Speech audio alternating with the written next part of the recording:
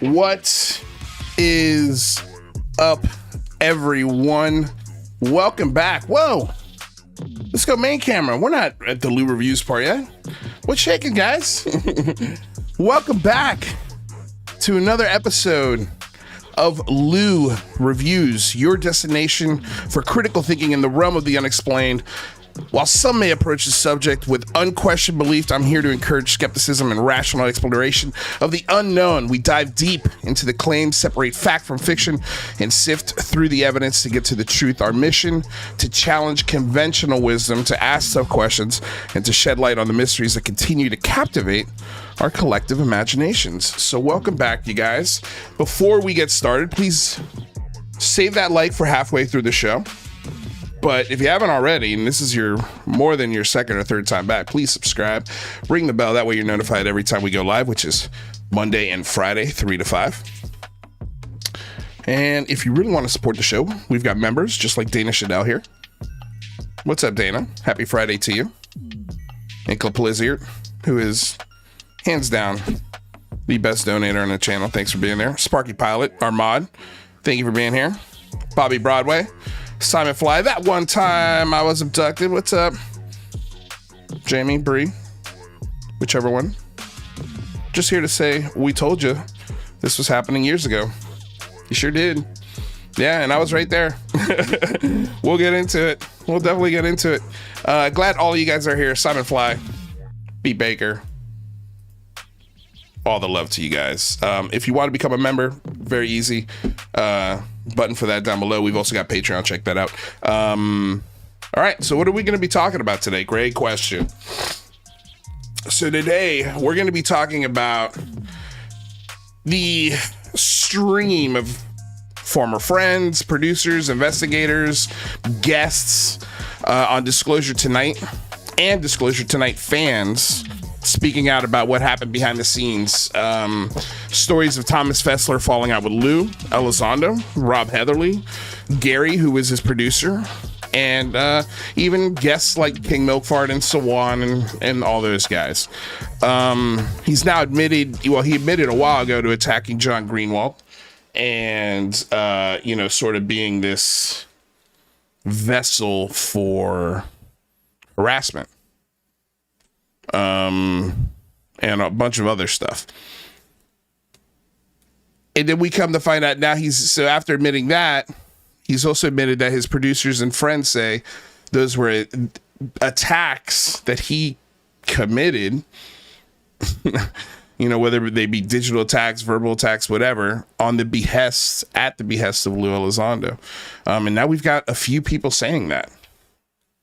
We're going to go over a recording or a space that Red Panda, who's in the crowd, had the other day, and it was just so happened I was listening to it and I was like, oh, this is very interesting. I definitely have some questions for this gentleman. So let me catch you guys up if you don't know already. And what's funny too is Bree and Jamie were, basically said earlier here in the chat, we warned you over 2 years ago that this was coming. And it's true. Because I was there and I was also warning people about this shit as well. And I remember I have literally a Fessler file. I've been warning the community about this guy for a very, very long time. He came into it very much trying to get into the UCR sort of universe, and told him to kick rocks. I'm not really interested. Just got a weird vibe from him, a weird vibe.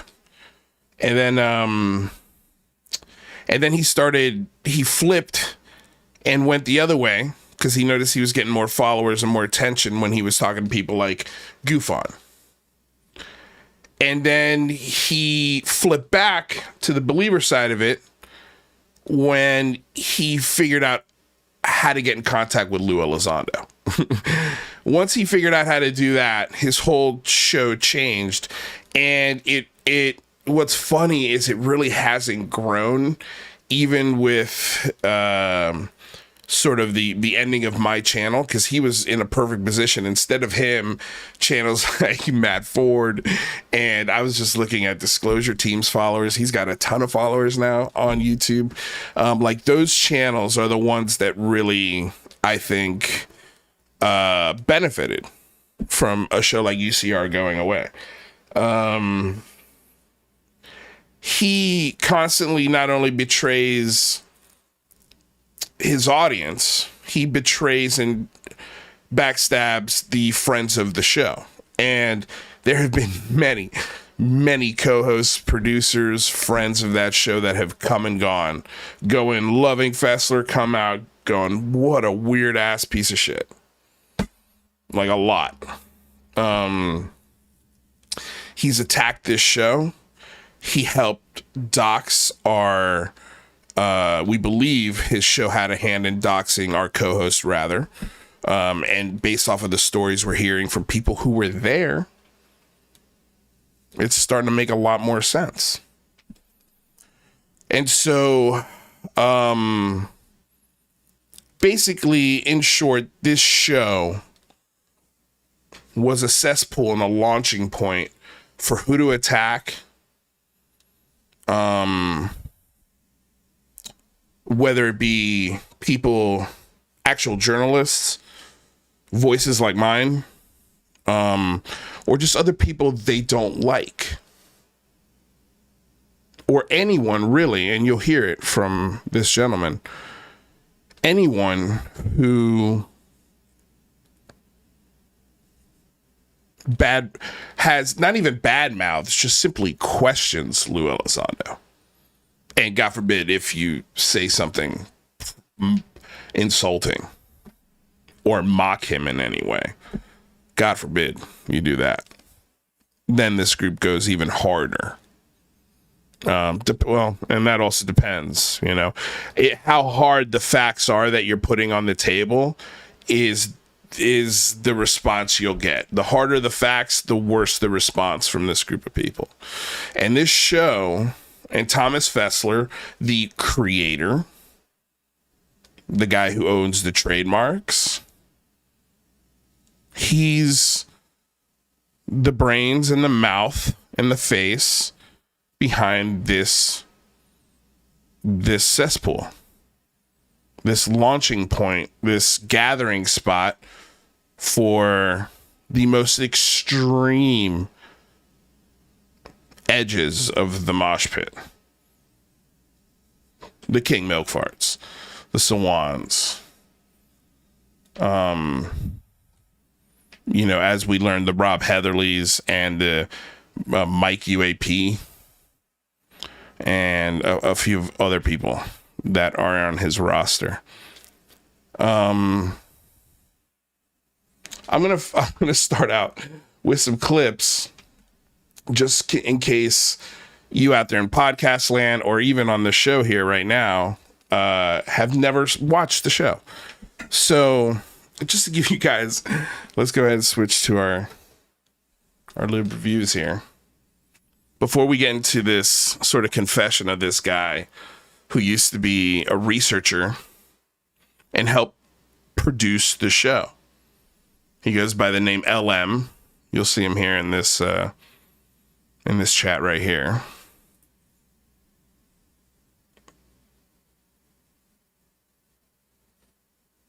So interesting.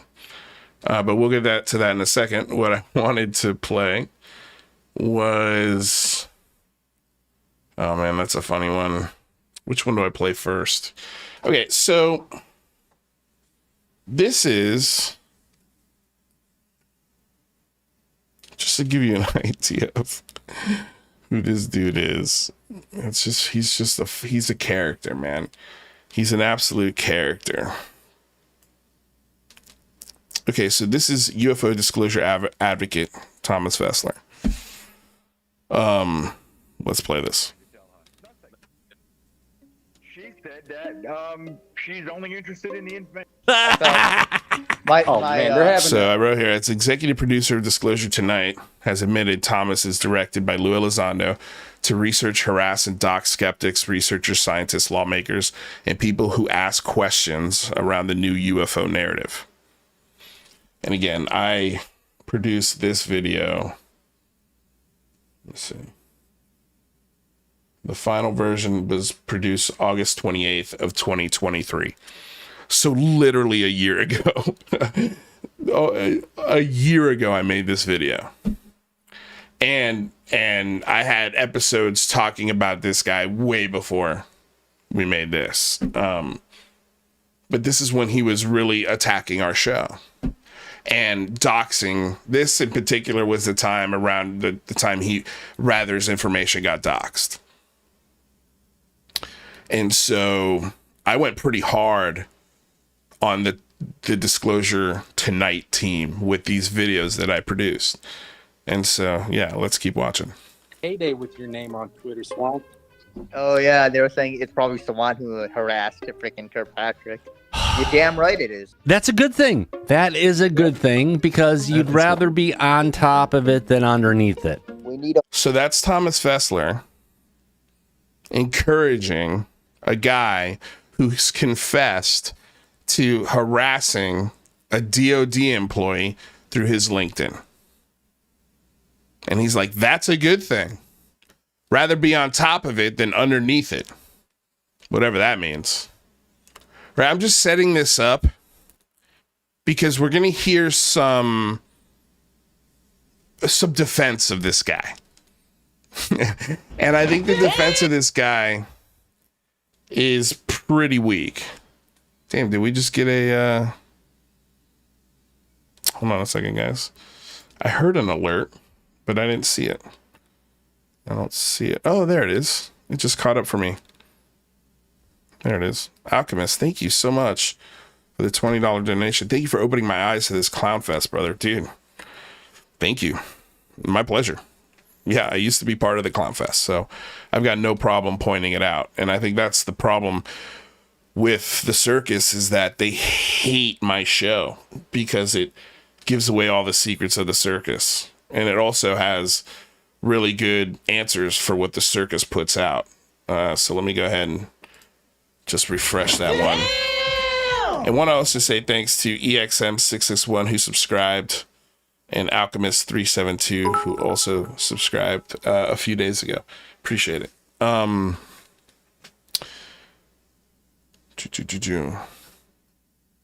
Yeah, appreciate it, man. Thank you very much. So again, we're just sort of setting this up, prefacing, the defense that we're going to hear of this guy. And again, this is just a taste, a small taste. And it's mostly just making fun of the most awkward moments I found. And again, I found these moments in one episode. So yeah, let's continue. Hold these fuckers accountable. Yeah. Swan's hard-nosed, man, and I don't think they like it. I like it, though. They still were trying to get information as to who that person in the office was, and I wasn't going to give it to them. And then they finally came back with an This is the guy you're hearing is this mic disclosure, and we're not going to be able to play the whole discussion from this space because it's a 5-hour discussion. We're going to play it for when basically I pop in and ask them the questions that I had.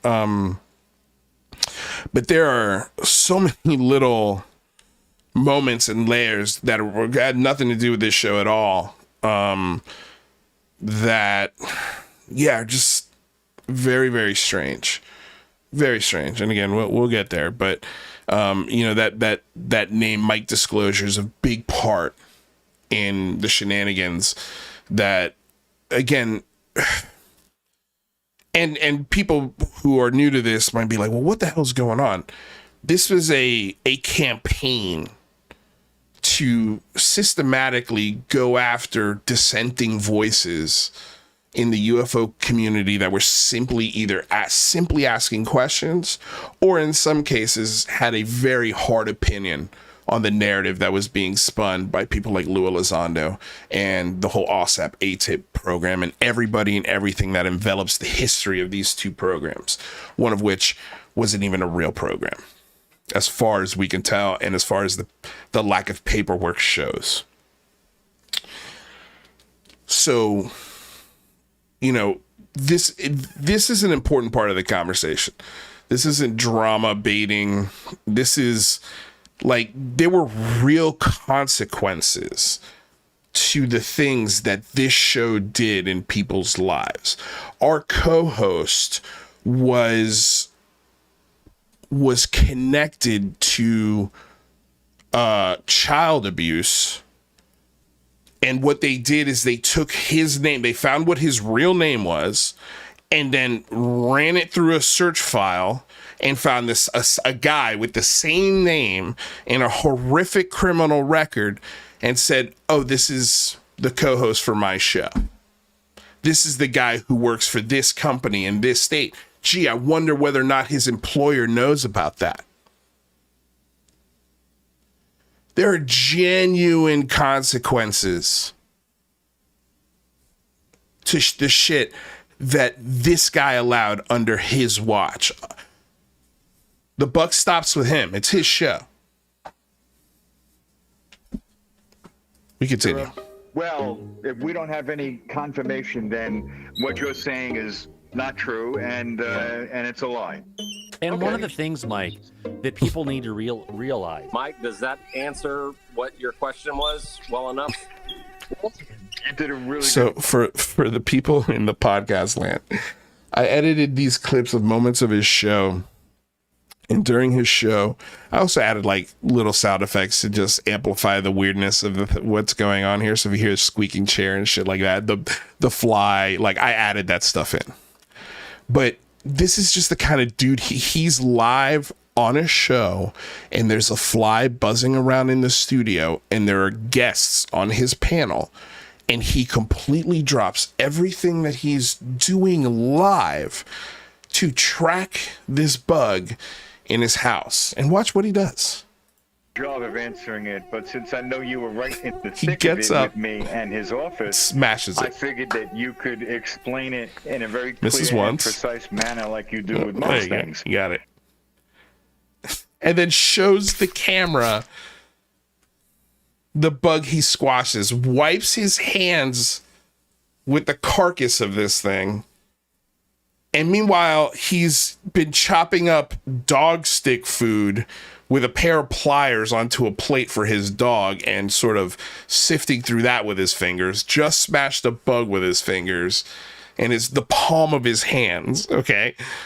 And then let's see what he does next with those dirty hands. Let's check it out. No matter what you think, no matter what your Oh, there he goes, personal smashing to feelings are, dog food when you have with a pliers. source who So weird. reveals confidential information to a matter of the press, which Mike is, thanks to disclosure tonight, that's something that you never, ever reveal. Even if they take you and put you in jail and try to lock you up for it, you don't do it because it's not the right thing to do. Listen to this. Consciousness or someone's conscious or anything about aside, you What? need to go ahead and literally What? maintain. What? Don't do it because it's not the right thing to do. Consciousness or someone's conscious or anything about aside, you need to go ahead and literally maintain the anonymity of people who are whistleblowers, because basically what you had, Mike, was a whistleblower. Very similar, you know, to Gillibrand. And now he goes to the other picking week his where toe he feels like he live. sort of- Oh, cupcake. And then, of course, he's got a dog that he gets up in the middle of the stream for. She eats a bunch of food and she's letting it out. And she got Just so wild. Cupcake for being here today and putting up for me. Look at that girl. She's smiling. She's happy. She's upset, but I love her anyway. She's Also wanna smiling, thank Glenn she's Forbes. happy, Thanks she's for coming upset, but I love her anyway. He does a lot of that on his show, where he's like, everything's fine, everything's great, everything's totally normal, but yeah, this is fucking weird. Like, that's his shtick. That's literally his whole shtick, is when something is clearly obvious, instead of addressing it and making fun of himself, he covers it up with this, everything's fine, everything's great, we're just kidding, don't worry about it. Yeah, I know we just insulted somebody's family member and we're doxing people behind the scenes, but hey, we like to have a good time around here, you know? Like, it's just we're the real golden crew here on the UFO topic. from thanks for being a Kiwi and coming in from New Zealand, my friend.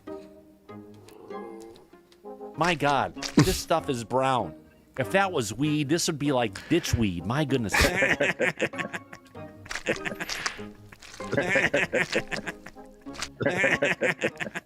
Yeah.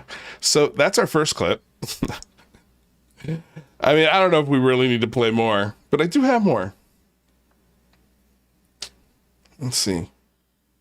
This one is interesting. We'll play this one because I think this is relevant to what we're about to talk about. So there was an email that I got, and I guess I'll also pop that up. I read this email a while ago on the show.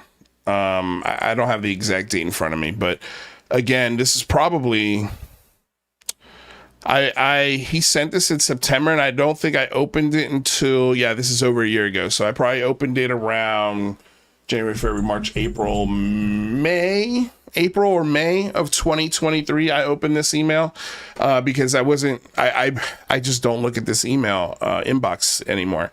And Gary, so just to give you also some context, Gary is the producer of Disclosure Tonight. Now, Gary went to Disclosure Tonight after he jumped ship from our show. He wasn't producing our show on any level, but he was involved. He was in the chats. He loved the show. He was into UCR, especially at the beginnings. And I remember him specifically because I loved his name. His YouTube name is Gary Ack. And that's what everybody calls him, Gary Ack. Now, I've taken his email address out of this. I've redacted it out of the email. The first time I showed this email, unintentionally, I had put his email in there, but don't feel that bad about it because he's the producer of a show. His email's not hard to find out there publicly. But in that regard, I just took it out this time so that way there's no BS. But he wrote this to me on September 2nd, 2022. And this is right when right after Big Phone Home 3, right after obviously the analogy Elizondo used to describe Rather's mom when it came to just a simple question about sock puppet accounts. It basically this came when a lot of shit was going south for UCR, and I had ended the show. And so because I had ended the show, that's why I didn't see this email. I didn't look at this stuff for 4 months before I started going back and kind of seeing what was going on. But this is an email from the producer. A guy who has attacked me like crazy. So he writes, "Hi, Lou. This is Gary. I know we've had our arguments in the past, but I have to tell you something. I was overhearing a couple of calls between Rob and Lue Elizondo." Now, that's Rob Heatherly. They didn't know I was there. "And they were both on a mission to bring down various YouTube channels. It was at this point I lost faith in Lou and realized that I had been a pawn in his game, being promised things. I was told they would sort my issues if I helped them. I'm an idiot, so I believed it, hoping that I would get closure on what happened to me before. He had some trouble in another community that was destroying his life and pushing him to the brink of suicide, like really messed up shit. And we hear it in this clip. We hear a little bit about it in this clip that I'm going to play after this email." He goes on the right. "Turns out that was a total lie. Thomas was also promised bullshit things from Lou that never transpired after being asked to go out and defend him and his family. Lue Elizondo's asking Thomas Fessler and Rob Heatherly and, according to this other guy, even Gary, to go out and defend him and his family. And it's hard to defend or deny that because this guy was attacking me." He was defending Lou and his family and the attacks that he was sending on me. So it's funny that when these ships start to sink, all of a sudden nobody has anything to do with how this ship was run. That's the captain. It's always passed up. And so that's why the buck stops with Thomas Fessler. Honestly. But we continue. "Thomas won't reveal any of this because Rob has caused us enough shit already. But I want you to know that Richard Butt was discussed too." Again, Richard Butt is the guy who used my personal messages with Lue Elizondo to try and blackmail me for a public apology. And I did the thing that was very untrustworthy, something I shouldn't have done, but I did, as I didn't trust them. I recorded those conversations.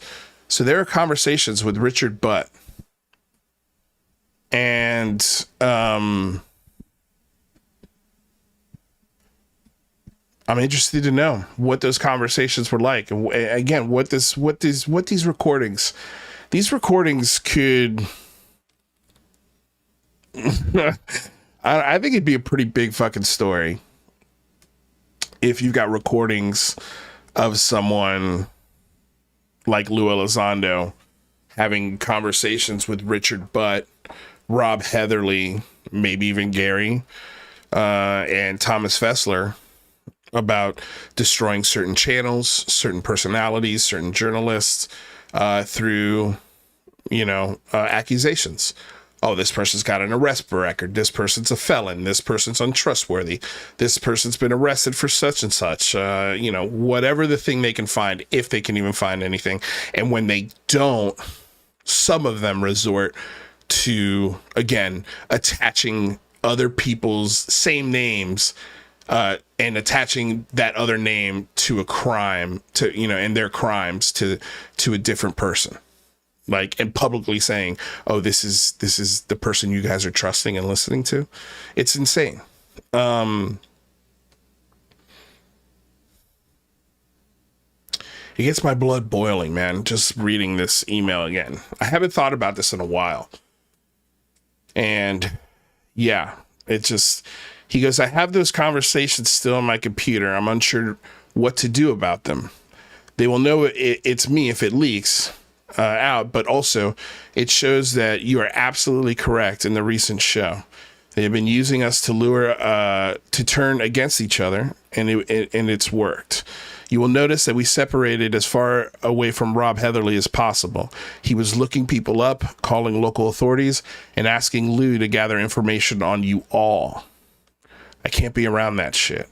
I'm not speaking on behalf of Disclosure Tonight or Thomas. I'm speaking this for me, myself, and I. Thomas doesn't even know I'm sending this. I hate the way I spoke to you back when we fought. I really do. And I apologize. I really do. A lesson was learned, though. I'll own my shit, and people who can fight for themselves. I could kick myself that I was played like that. You have every right to hate me and not talk to me or email me back. But please know that someone has the proof to back you up. I just have to find a way of doing it. Gary. Man, it's the biggest regret I have not seeing this email that day. I wish I had opened that email box. I didn't see this till about 6 months after he sent it. And it sucks because I think this would have been a huge wrench into any future plans they might have had, including a book.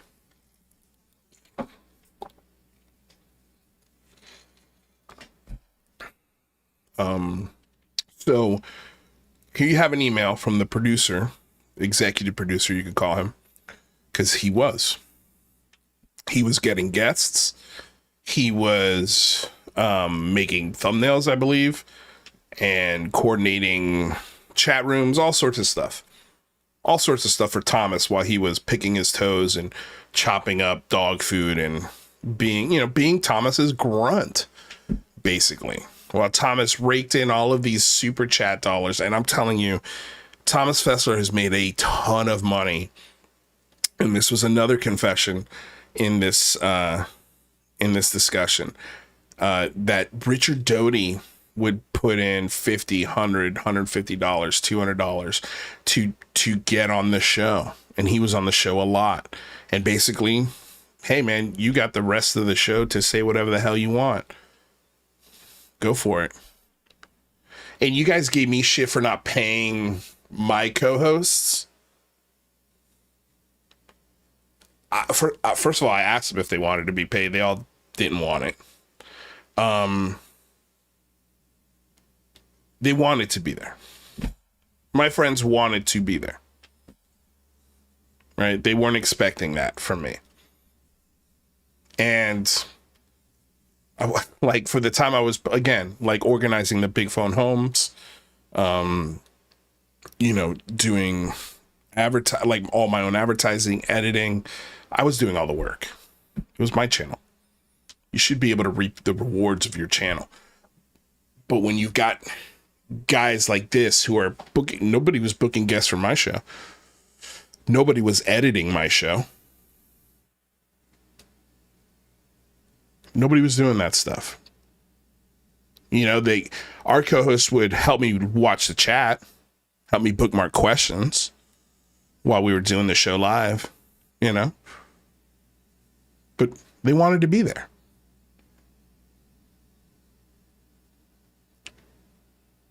This was just a fierce echo chamber. From the moment he started the channel, he made everybody a mod in the chat. Can you imagine if all of you guys were mods in the chat? That'd be insane. But that's the Fessler way. That's the Fessler channel.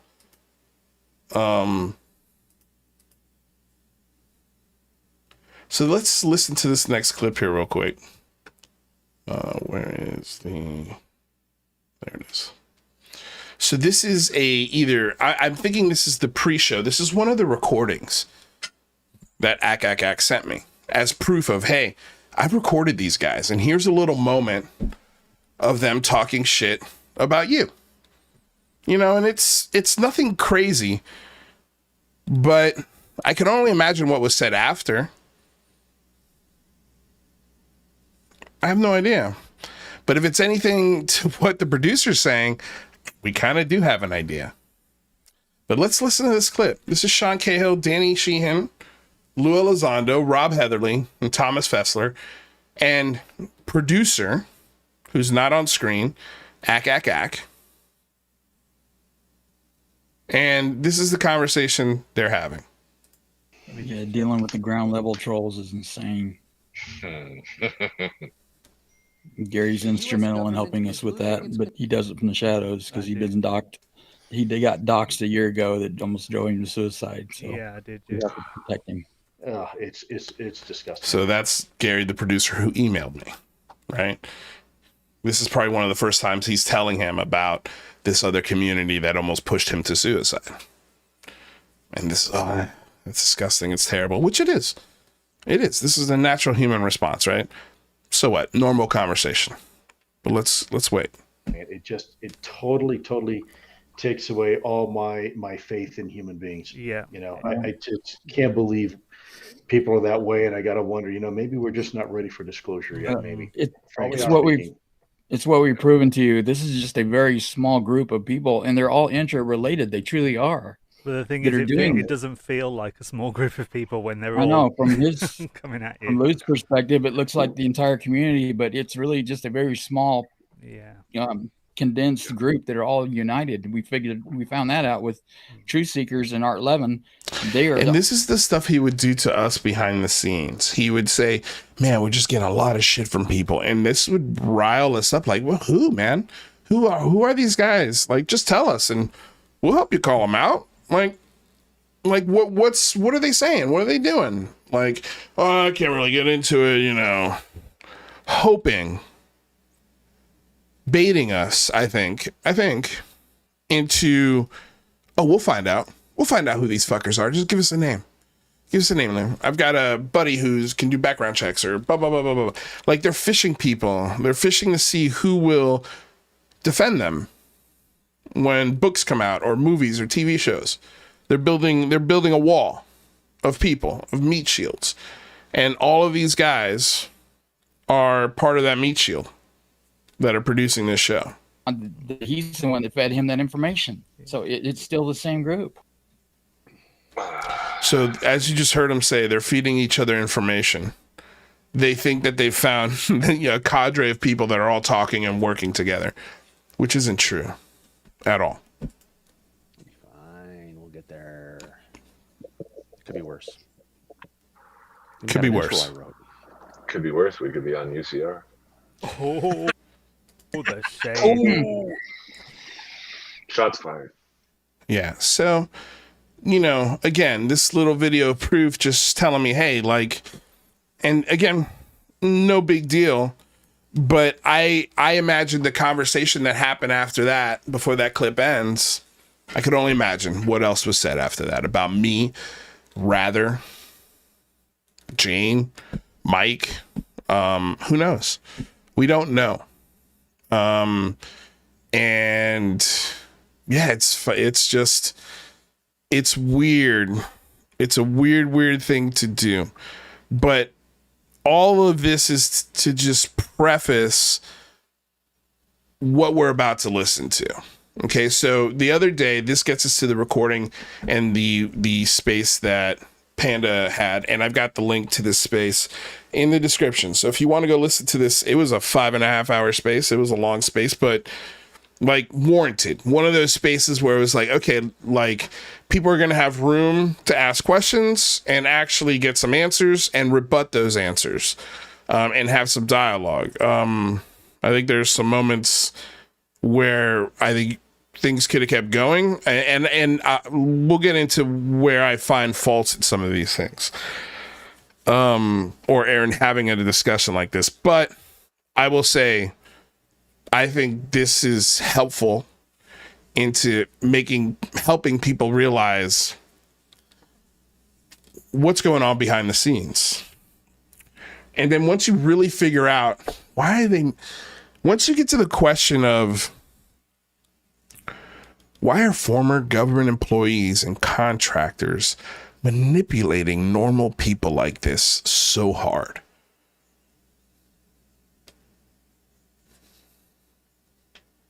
Is it to build a meat shield of people so when a book is released or whatever, they've got people who are going to attack those naysayers for them? Because I think that's part of it. I also think you're building a fan base, obviously. A loyal fan base that will buy your stuff and promote it.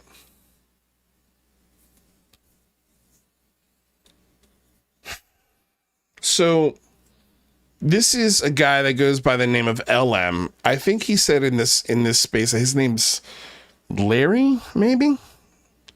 I don't know. Panda's in the chat. At least I think he still is. You can tell me what his first name is. I know he said it, so it's not whatever. It's not that important. It doesn't matter. But Larry was a researcher, and from my understanding, also guest getter, and kind of helped produce the show on certain levels. Also was the guy who would bring good questions, good theories into the group and get to the truth to a lot of the claims that people were saying.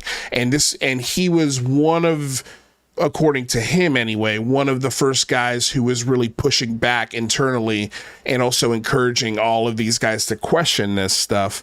And he got pushback to that encouragement from Thomas Fessler and Mike UAP, whoever this guy is. I don't know who Mike UAP is. I don't think I've ever interacted with him. Who knows? All of these guys have different accounts and things going on. But let's listen. So this is the part of the conversation, and the space is labeled whistleblower LM, Elizondo UFO disclosure tonight. And this also reminds me, this conversation also reminded me that I have in our Discord, and I've got to reach out in the Discord. Again, I'm not very active on Discord. I don't have enough hours, guys. I really don't.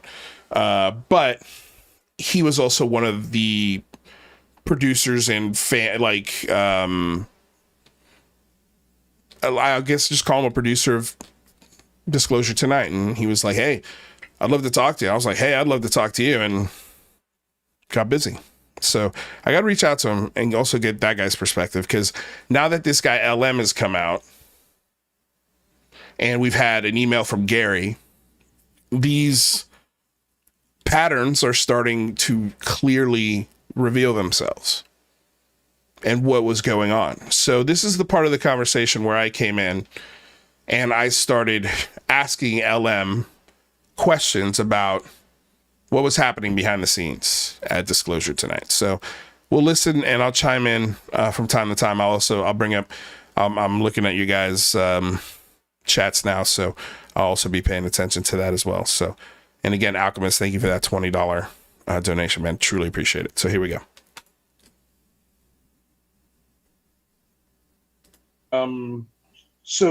So my question, and man, there's been some very interesting things said. I also would love to see that list of the whistleblowers that this guy's leaked. And it wouldn't shock me because the way that Lue Elizondo leaked my art. So real quick, apparently there was a list of the 40 whistleblowers, a picture of it, that this guy Mike UAP leaked, and it came from Tim Burchett's office.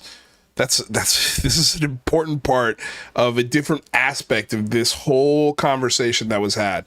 So again, I do recommend going back and listening to this whole thing because it's very, very interesting. But this guy Mike UAP, whoever he is, to me is one of the most intriguing out of all of this, right next to Gary and Thomas himself. If Thomas ever has the gumption or the temerity to come forward in a space like this and talk, which I'll be shocked if we get that. Shocked. But you never know. Anyway, so yeah, just so you know, you're gonna keep hearing that name in this, and you're gonna be like, well, what the hell's going on with that? So that was part of it. So apparently he leaked this picture that came from Tim Burchett's office. Burchett got really pissed, and that's what basically one of the things that cut off Thomas Fessler from the team, right? Being part of the disclosure effort, you know? And then that's when Thomas started to flip, along with our email and a few other things that happened, that publicly happened to sort of show Thomas Fessler for who he really is. He got lights shown on him from the believer community, from the skeptics and debunking community, and he had nowhere to hide. Nowhere to hide. Nowhere to hide for Thomas Fessler now. Everybody sees you exactly for who you are. And I'm honestly, I consider this the touchdown dance on the grave of disclosure tonight. This is well earned. You shouldn't have a voice or influence in this show, or in this, not show, but discussion. To me, like I think the way you've treated people, the way you've gone after free speech, you attacked Manny 503, who made a film, and got other people like James Fox to put copyright strikes, which, by the way, all of you guys lost. All of you guys lost those copyright strikes, and tried to get me to do it too. And I told you to go kick rocks. But anyway, we're going to hear this Mike UAP name. So just want to, again, when I can, just throw in some context there. But that split between Burchett and the Mike UAP and the Disclosure Tonight thing was a setup for this guy LM to call, this guy Mike was trying to basically told LM, hey, can you call Tim Burchett's office and ask him about so-and-so? Not knowing that this guy just leaked this photo of the whistleblowers. So, you know, if I also would like to see this photo, I haven't seen it yet. Nobody's produced it. So I'm not sure if this story is real. And these are sort of the red flags. There are some red flags to this guy, LM. He's protecting not only himself, but he's protecting Thomas Fessler quite a bit, and he's making the boogeyman and the bad guys, the real bad guy behind the scenes is Gary, the producer. And again, we're gonna, like, this conversation goes into it, so I'm just gonna let it play. Our text messages was through Richard Butt and Rob Heatherly. So to pass on information to one of those two guys to then pass on to, say, like a guy like Mike or whatever, that's not out of the realm of possibility. So that way you've got at least 2 degrees of separation between you and Lue Elizondo. Thanks for the super chat, Blizzard. Adolf Fessler. Adolf Fessler. Yes, I love it. But Gary had sent me an email describing a few things. The first that he has heard and he's got on tape Elizondo and Heatherly actually talking behind the scenes. This is like either pre or I've heard post it. show. So what exactly are they discussing in those clips? Can you sort of give us some insight on that? I've spoke about it before, but yeah, I can speak about it again. Yeah, we did speak out about Lue Reviews is kind of in a unique position where I feel like he should get to ask you some questions about that. But yeah, Lue, and this very back and listening because we did go through a lot of it, but feel free to go for it right now. Go all I'm just saying this very thing that you're asking about that you have allegedly heard. I heard. So you know as well as I do what was talked about. If you know what was talked about, you understand what I'm saying? Okay, he says stuff like this a lot in this discussion. So I'm asking him for clarification. What was said in these recordings? Tell me exactly, because I got the email from Gary talking about this, and this. And he's like, well, you allegedly heard it. I was like, I got the email from the producer telling me this, right? So, and then, well, if you know what was said and then you know what was heard or whatever the fuck he just said, there's been no sense. So right off the bat, I'm kind of like, I'm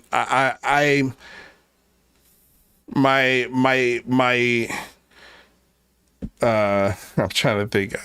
My heckles are up, right? Like, I don't know. I'm very weary, right off the bat. But let's continue. And yes, it was directed exactly towards. So it came from Heatherly. It went to Gary. It was bounced off Lou. It was against Thomas. And this is when the entire fracture happened between Disclosure Tonight, Thomas, and Heatherly.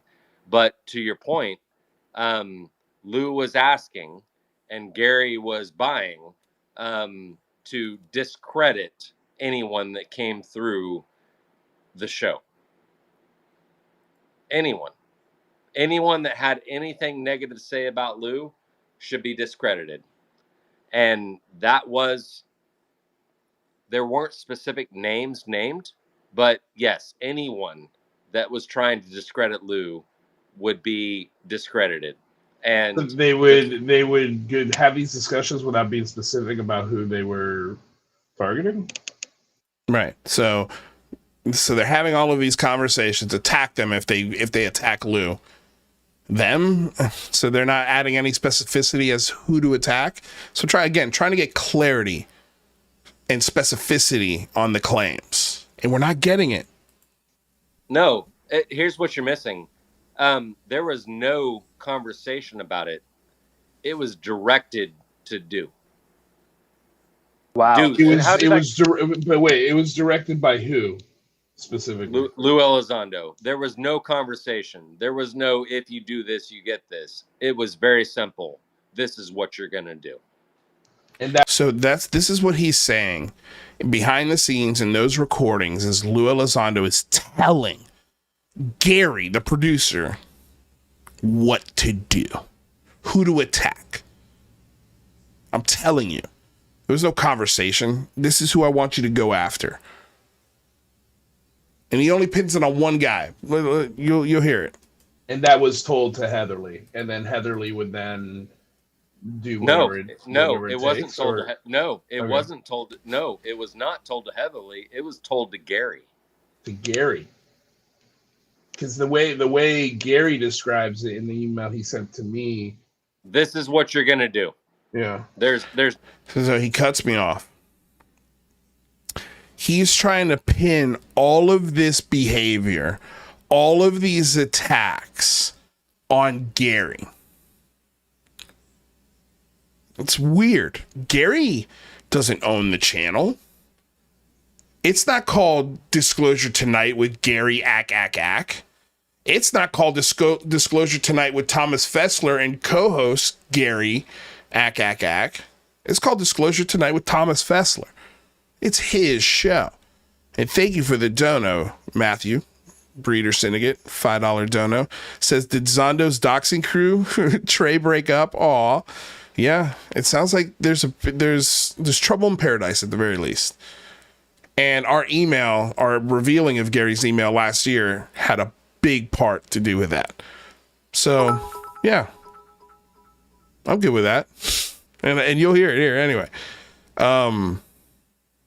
But yeah, it's weird how he's pinning it on this one guy when we've got an email from that one guy saying, yeah, it was Heatherly. And he also, again, like all of these guys, when they start confessing, they protect their own asses.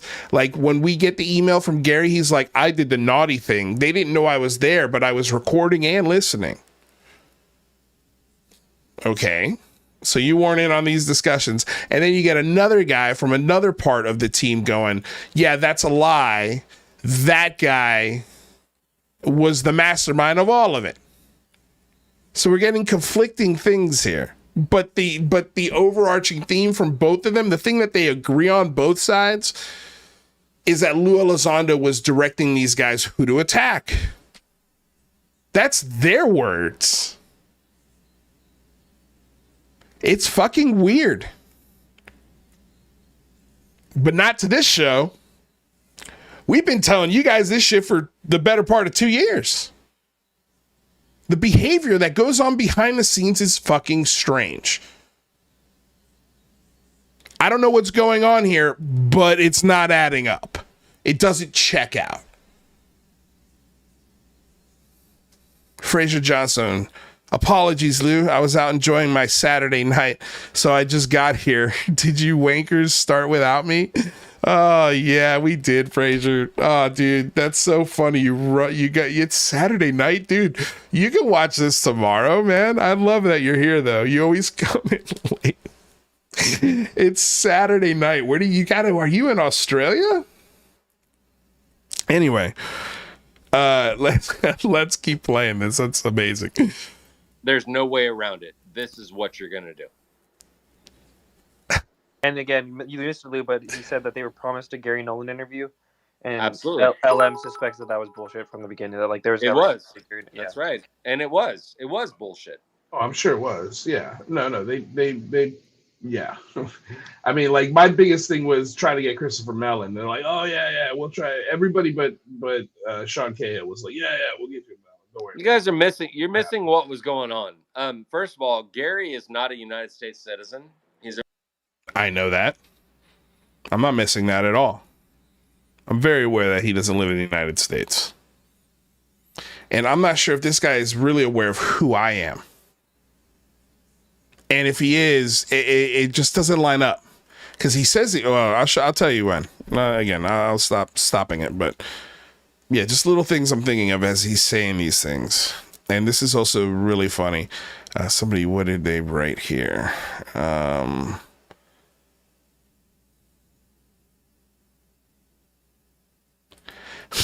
Mama's Doughboy writes, this show gets 5 booms. I love it. Speaking of booms, you guys should watch my Popcats on my YouTube shorts. It's basically 5 out of 5 booms just for kitty videos. It's, I think, the most adorable thing I've ever done. So enjoy my shorts, because my shorts are going to be nothing but cats from now on. I think it's great. I hope you guys enjoy them. Share them. I think they're hilarious. And by the way, we're halfway through the show. If you haven't already, like the show. Smash. Let's get a like spike right now. If you haven't liked the show and you're watching the show live, hit that like. If you don't like the show, hit the dislike. Either one. It's up to you guys. Don't matter to me. Express how you really feel. All right? Here we go. He's over the pond. And he saw something that was potentially to grow a platform, right? So when he was told by the leading and the most outspoken and the only person prior to that was talking, and when he was told by that person to shut up and fall in line, guess what he did?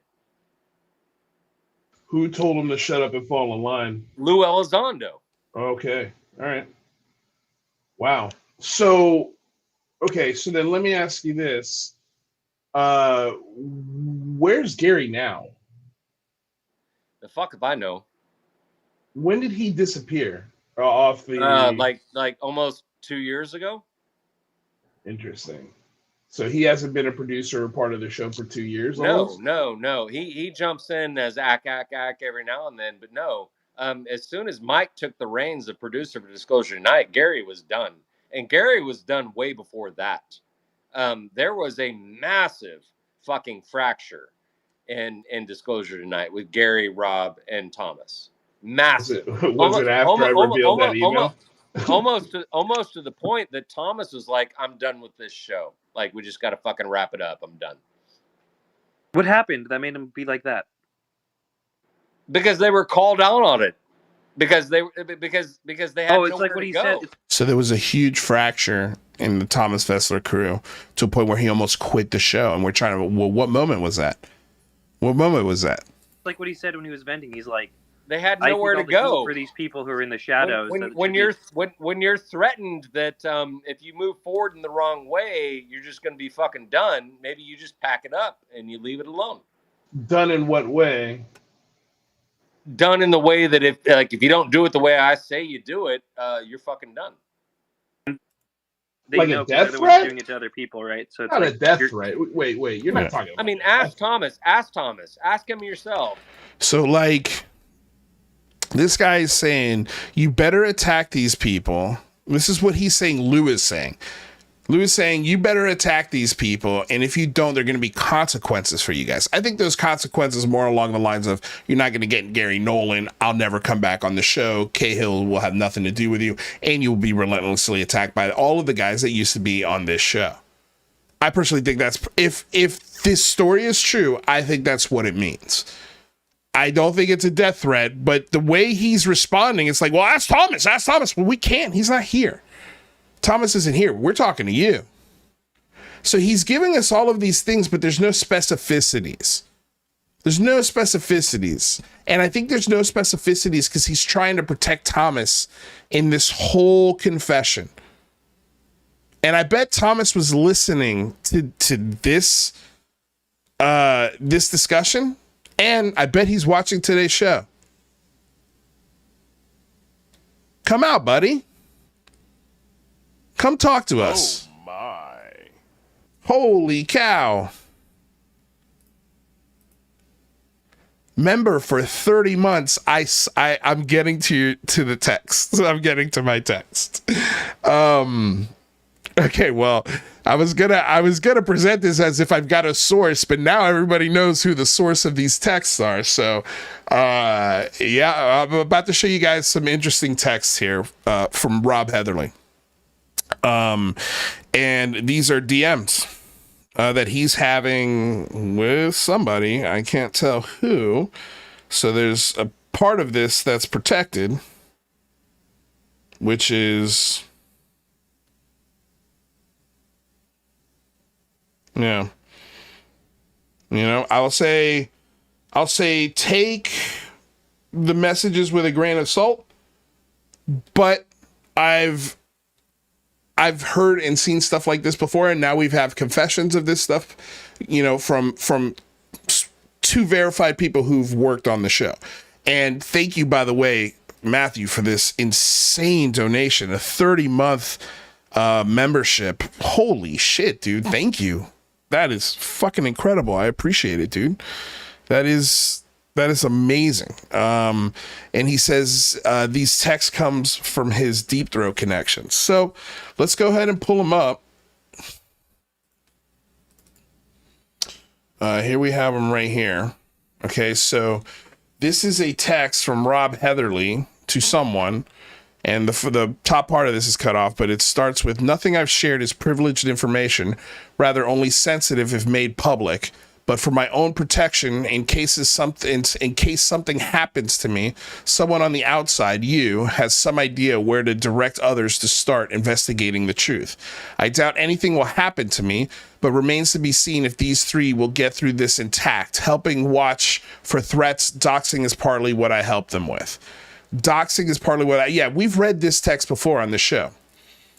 When we talked about this the first time, you know, and now we've got a brand new person verifying all of this is true. But at the same time, it's tough to take. Like, we've got to be cautious with this LM confession because it's clear that he's protecting not only himself, but Thomas Fessler. And there's got to be motivations as to why that is. But this is a great reminder as to what Rob Heatherly is doing behind the scenes. So he's helping watch for threats, and doxing is partly what I help them with. Help who with? Well, if we follow the breadcrumbs, as Lou likes to do, I would assume that means helping Gary, Thomas Fessler, Lue Elizondo, maybe Sean Cahill. Who knows? We don't know.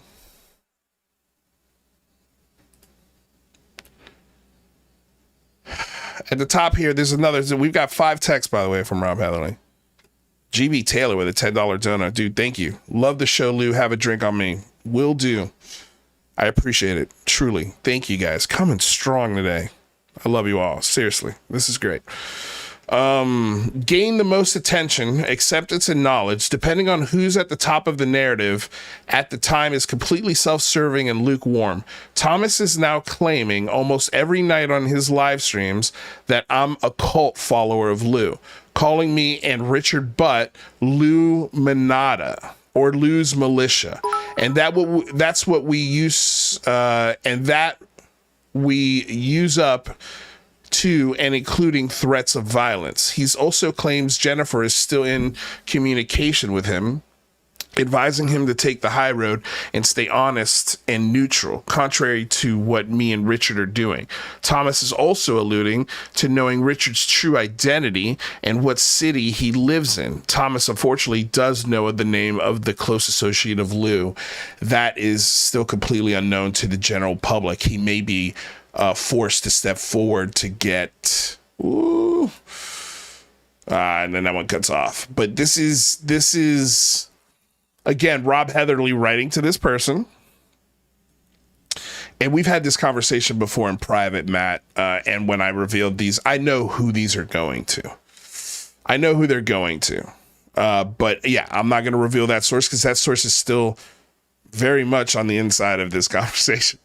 So you know, it's fun to get little nuggets of information from that source like this through people like Matt Ford. A lot of Matts and a lot of Jeremys and a lot of Mikes in the UFO discussion. Just want to put that out there. And this idea that one side of this, you've got Lue Elizondo encouraging Richard Butt and Rob Heatherly, you know, to a point where Fessler's calling them the Luminata or Lou's militia, you know, on one side. And then you've got Jennifer Elizondo telling Fessler to take the high road and to chill out. She's telling him to chill out because what he's saying is now stuff like what I'm saying. Because once I revealed that email and the whole thing that Gary revealed to me, and I made that public, this channel completely fractured. Because now it's all based on lies. Now people are, because you've been recording the conversations. You have these people on record making and demanding crazy shit. You can bet your ass that's going to fracture a team of people when information like that comes out. So it's funny to see how both Jennifer and Lou may be reacting to both sides of this to sort of contain it. Kind of like they tried to contain me in a lot of ways, but they didn't do that. That clearly did not happen.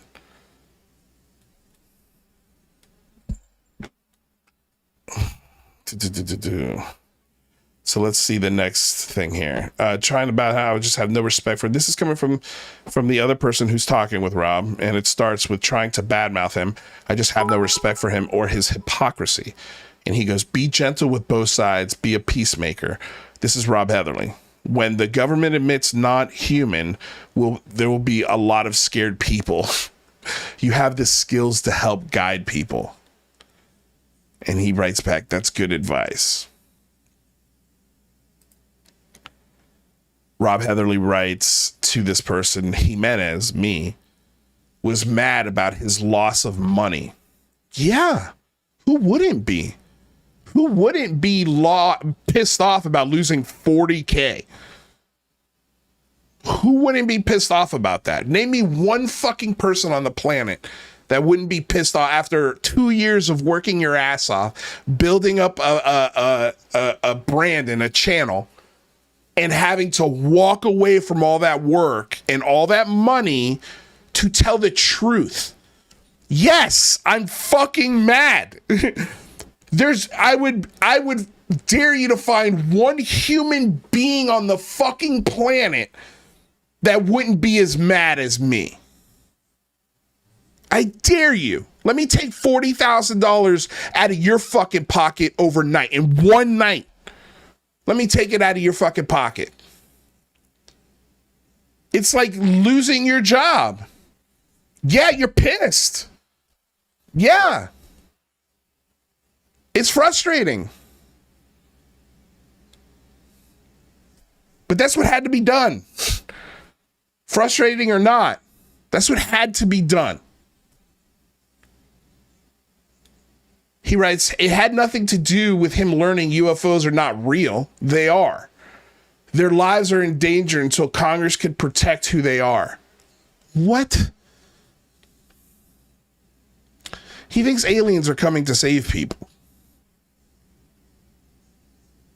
And again, I talked about this last week to someone who was in our chats. Like, dude, this has never, ever been about, catering to people's beliefs. This show's never been about that. I've never used my experience as evidence. We've always questioned this. But now we just question it even fucking harder with no filters and no fear, because I'm not afraid of not getting a guest, of not having a draw. I know I can fill 2 hours by myself, and I've been doing it for 2 fucking years. I was doing it a year before I had any co-hosts on UCR. You guys keep underestimating me, dude. And again, the projects that I'm working on behind the scenes, damn, I cannot wait to share with you guys. Like, it's gonna blow your fucking minds. That's why I can't do, the Discords and stuff and keep up with you guys on that level. But these are the Rob Heatherlys. These are the guys that we're talking about. So again, just keep thinking about that as we listen to this defense of Thomas Fessler and this again launching point for all of this stuff. And by the way, thanks Kaplizier for the 222 donation.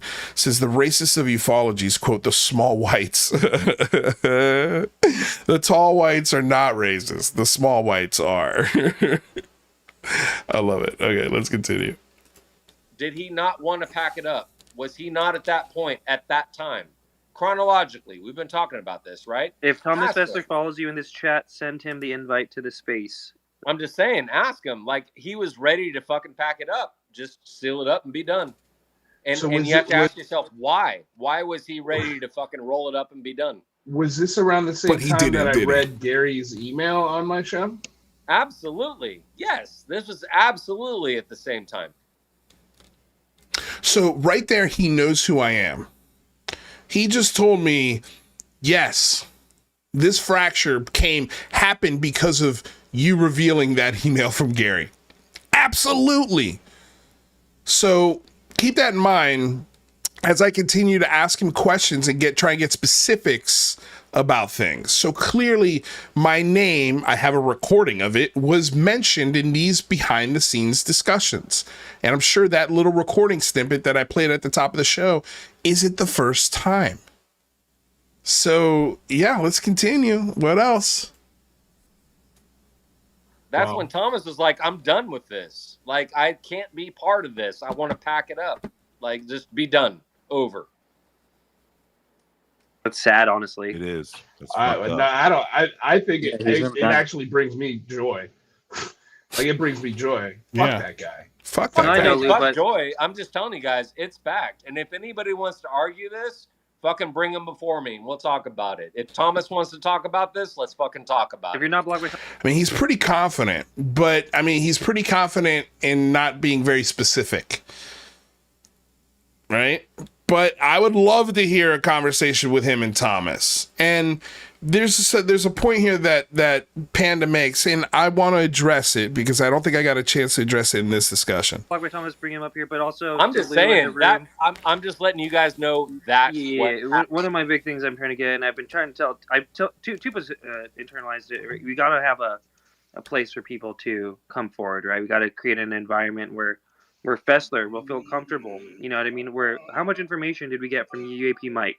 Right? People wanted to just demonize him and not give him any kind of outlet. So you got that's my take on it. You got to give people the room to know their support. And the reason why it only went on for so long is because people weren't supported. So I get where you're coming from, though, Lou. Too, you're probably happy as fuck to hear that Fessler is fucking in some turmoil because he did kind of shit on you when you were down, right? I'm actually not happy about it. I think no, not you, LM. I know he's your friend. Okay, so I agree. There needs to be a place where these guys who did these things can feel comfortable to come out and speak to people and apologize. And this has happened before in the past. We've highlighted these moments. It happened with Stand for Better, or not Stand for Better, the guy who does uplifting tweets. Okay, and Mary Misanthrope, where they came into a space and apologized to me for all of the terrible shit that they did to not only me, but my girlfriend, who's now my fiance. And the discourse that we had in those conversations, I thought they got tense at times, but they kept respectful. But there are people in this community that have never earned that opportunity. And because every time they do have the opportunity, they usually shit all over it. And that's UAP Mike, not Mike UAP. These are two different people. UAP Mike, right? Like, yeah, you got a whole bunch of information out of him. And that's great. And I agree, like, he should have to answer some fucking questions. My problem with it, though, is when he's confessed to all of these atrocities, all of this manipulation, all of this coercion, and stoking the fires.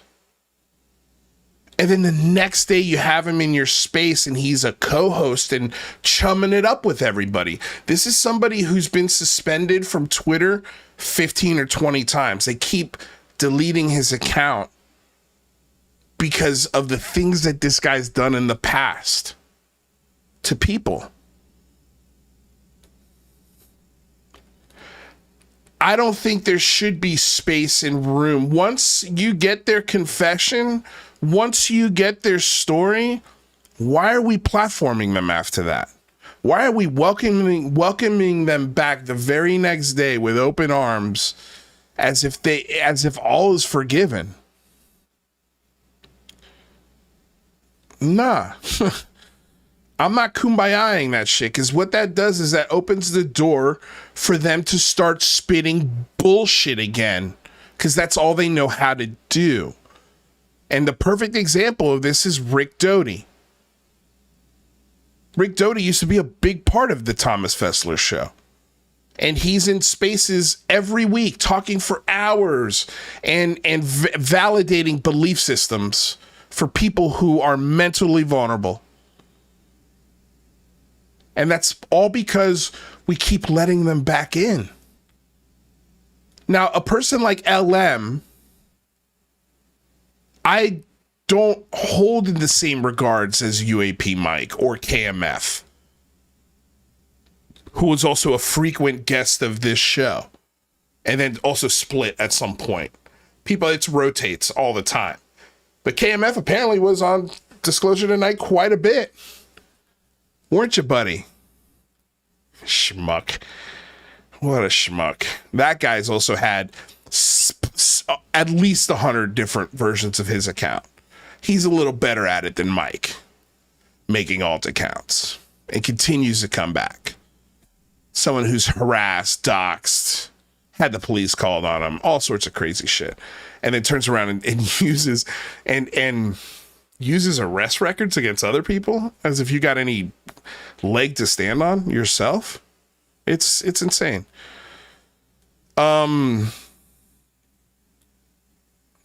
Yeah.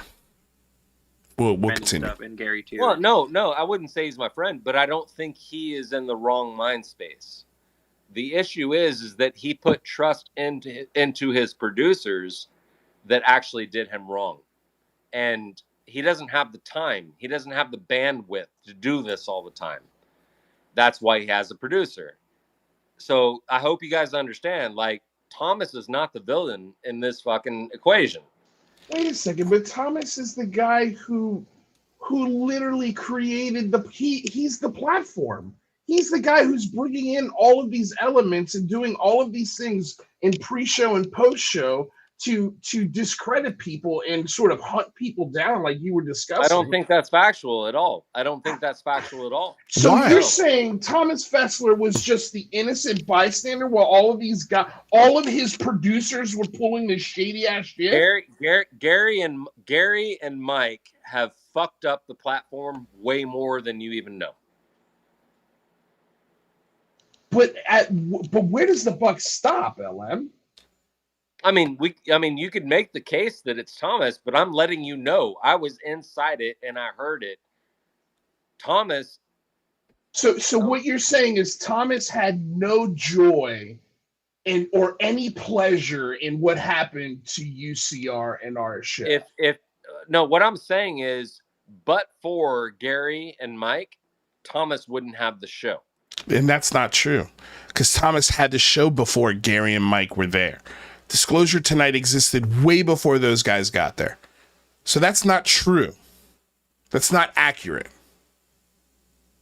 Now, the getting of the guests, the production level going up, yes, those things can be attributed to those two other people.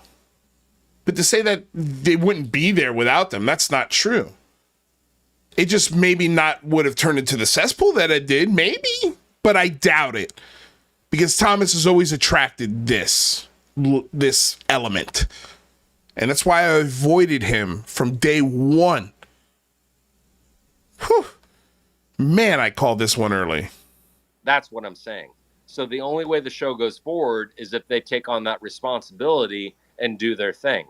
And then they bring opportunities, talking points, and they do their thing. They bring back Thomas, and he runs the show. Right, I understand that, but that's, to me, that's not an excuse to just give him a pass. I didn't say it's an excuse. I didn't say it's an excuse, but what I'm telling you is that Thomas would not stand for this.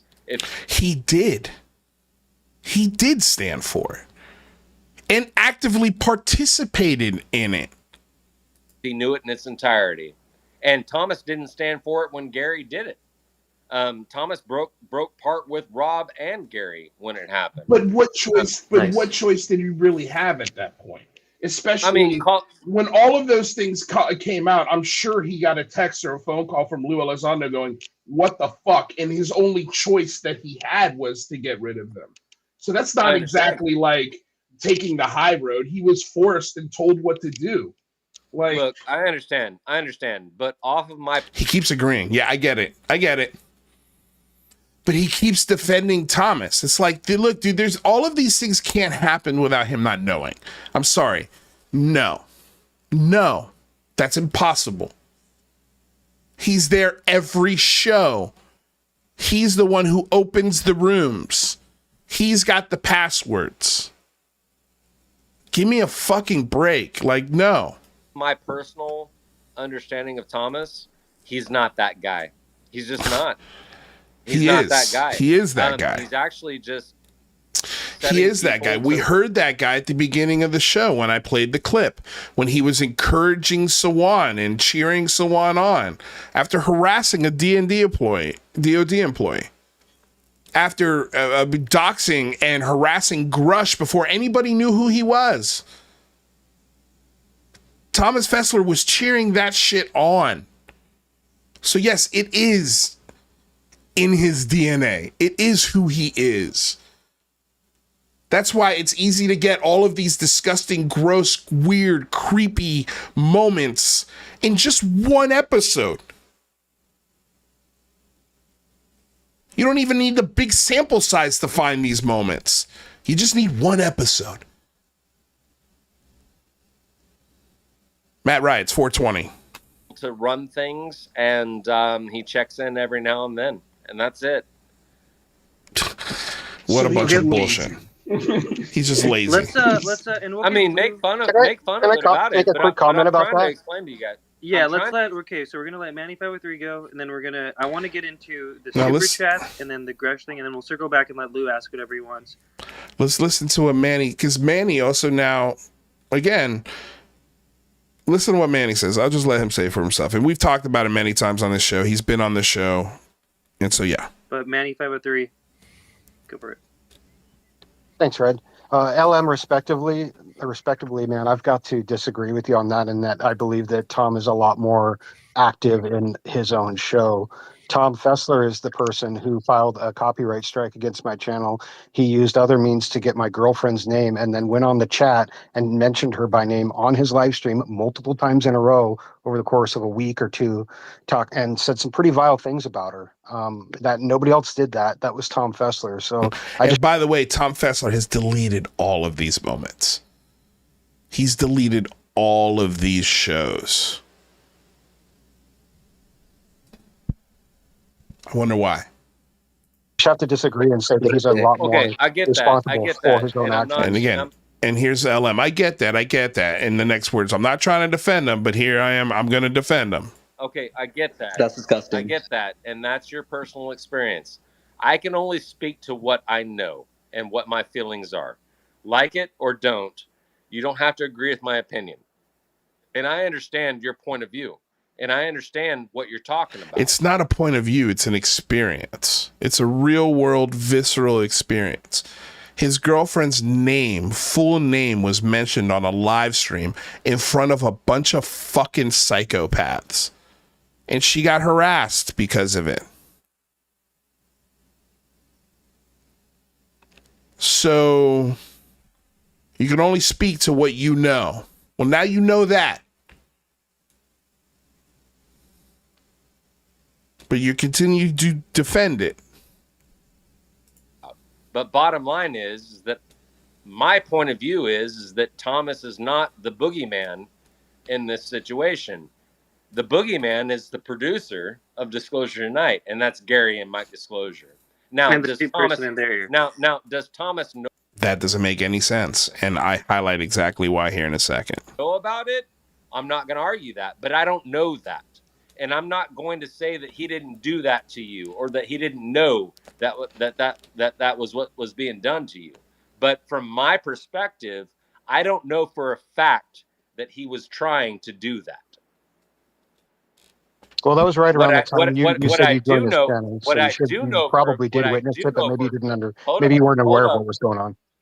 No, what I do know for a fact is the producers of the show knew exactly what they were doing, and they were trying to do that. Well, then let me ask you this, LM. If it's Gary that's the actual boogeyman of the show, then why did he email me confessing everything that happened behind the scenes? Because he felt guilty, that's why. But you understand, he was the first one to do it, not Thomas. It was the producer that gave us the peek behind the scenes, not the host. Right. Yeah, I mean, I'm not trying to get into an argument about. Yeah, because you don't have an argument. Because there's no good answer for that. It wasn't Thomas that had the epiphany. It wasn't Thomas trying to do the right thing. It wasn't Thomas trying to take the high ground or be a decent human being. It was Gary. Gary was and the first person he reached out to was me. Not anybody else. Me. So that's why when I hear that recording, I think to myself, well, Jesus Christ, what else were they saying about me behind the scenes? What else were they trying to find out about me? Because I know it pissed them off that I didn't have a criminal record. That I didn't have anything in my past of violence or abusing women or having the cops called on me because I got too drunk and my girlfriend got scared. That's never happened with this guy. And I know that upset them because they want that. So what do? They go after my girlfriend. They go after my co-hosts. They just attack the roots. It's fucking weird, gross, and should have consequences. And welcoming these people with open arms and a hug, and that's okay, you're just a dummy. I'm sorry, that's not good enough. And the difference between my show and the Thomas Fessler show is infinite. We never doxed anybody on UCR. We never went after anyone's families or wives or criminal records on UCR when we disagreed with them. We never even discussed that shit behind the scenes. It never happened. So to think that at any point that show has had high ground or a moral leg to stand on is bullshit. That's the biggest difference between me and UAP Mike, between me and KMF, between me and Thomas Fessler, is I didn't dox your grandmother. I didn't go after your wives and children. These guys did.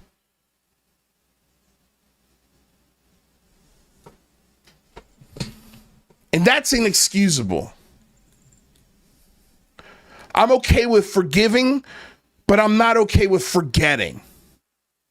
And letting the same people that did all of that horrible shit right back into the same influence position that they had before.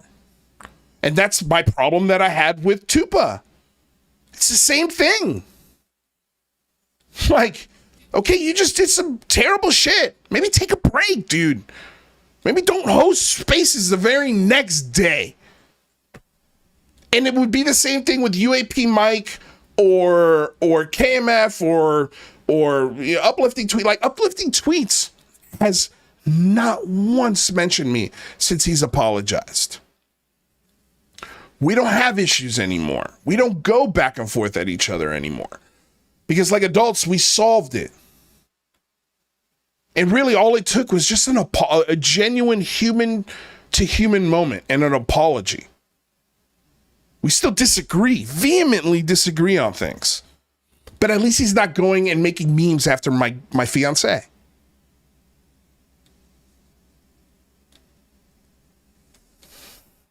There are big differences here. And I get frustrated when these guys come in as fucking and championed as whistleblowers. They shouldn't be championed. They should be questioned to the nth degree. And when we're done questioning them, thank you for stopping by. We'll let you know when you can come up and talk again or when we have a relevant question. But if you want to influence this community, go start your own space. Go start your own fucking channel. Don't use our influence and our goodwill to build a brand new wall of sycophants. You're just inviting them to do the exact same thing over again. About how organizational behavior. I understand. Look, that's a solid point. That's a solid point.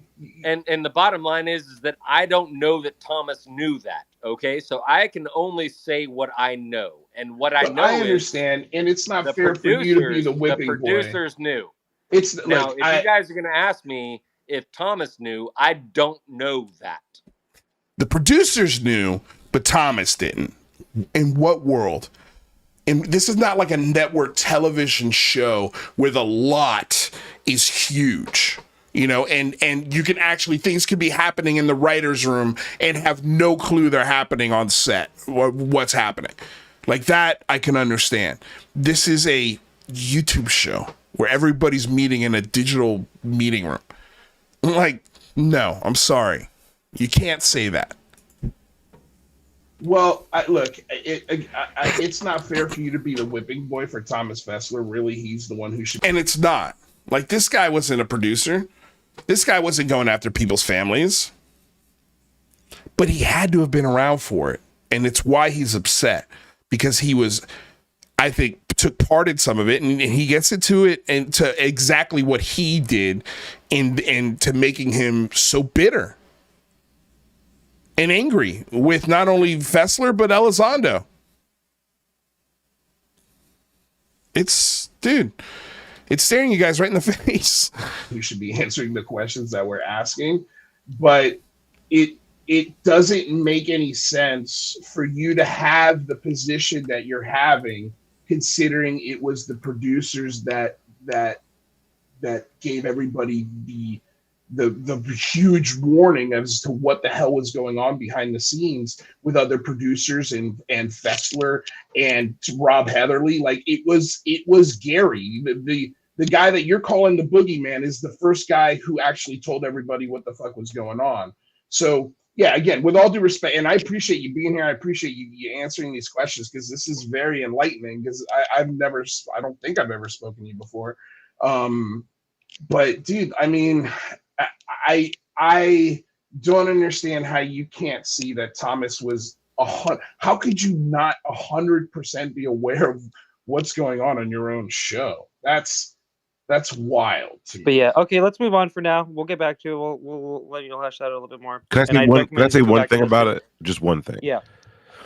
The letter, the email from Gary seemed to be from a very subordinate perspective. Like he was kind of forced, you know what I mean? It didn't seem to be like from the leader of the gang kind of POV. That's my perspective.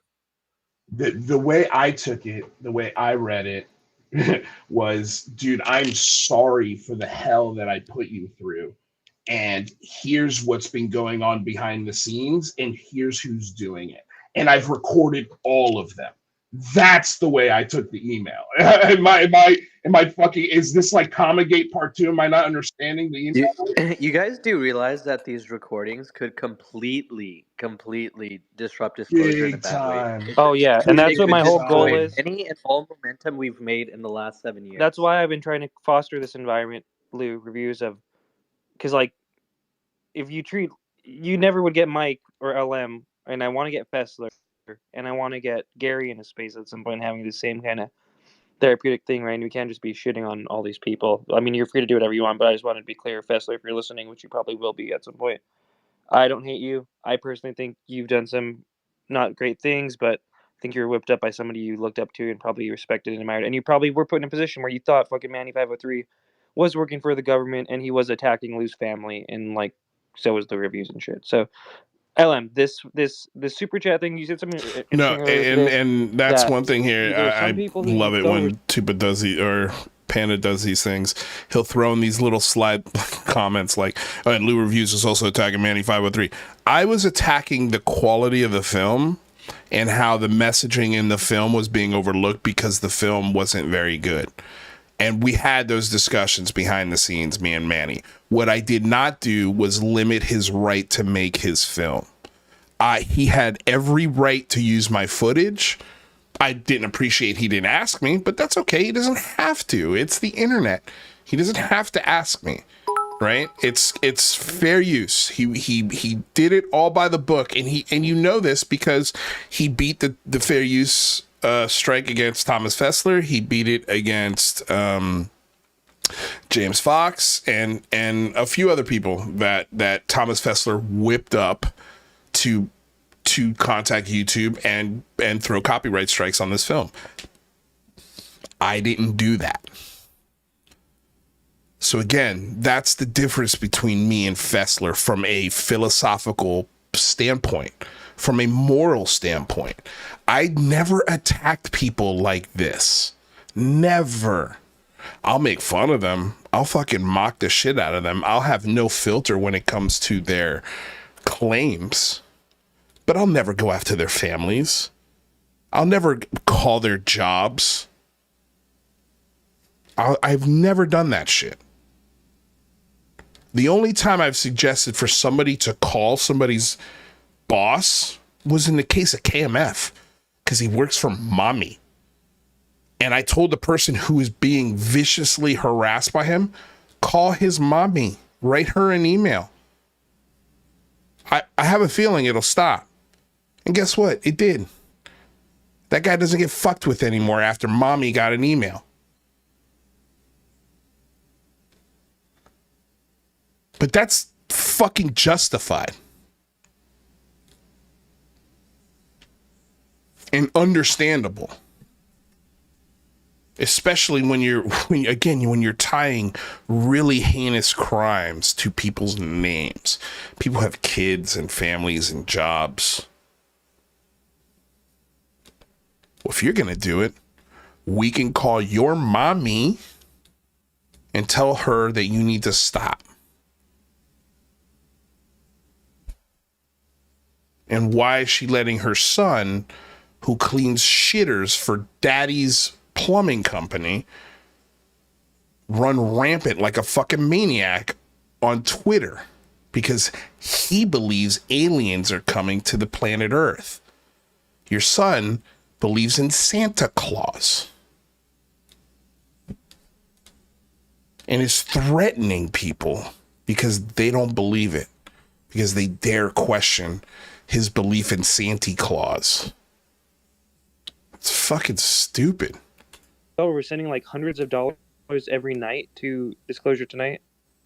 What's going on with the super chats over there? Is there anything nefarious you think happening? So I think it's talking points. I think it's how they're. I'm gonna speed up the conversation, because here he talks about how,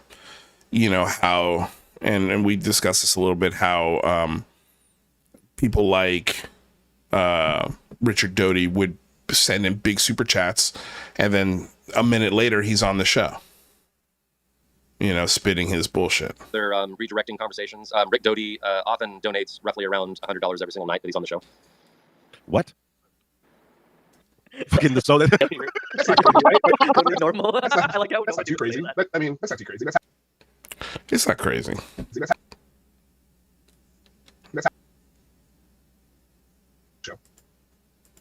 Every night for multiple weeks. Multiple weeks. No, not like that. But yes, Jazz Shaw was on our show all the you time. guys don't know. You ain't been there. $50 here, $20 there, $40 here. Yeah, he's by far been the largest donator to the show, and of course when he does, he's afforded a great fucking time space to talk about whatever the fuck he wants to talk about. It's wild, dude. And yeah, he's essentially paying to play. Disclosure Tonight's like a CIA accessible man. It's like counterintelligence. It really is. And poor, that's what I'm saying. Fessler, I don't think it's like, he just seems like some poor schmuck. Bless his heart. He's little. What is it called? A faux hawk?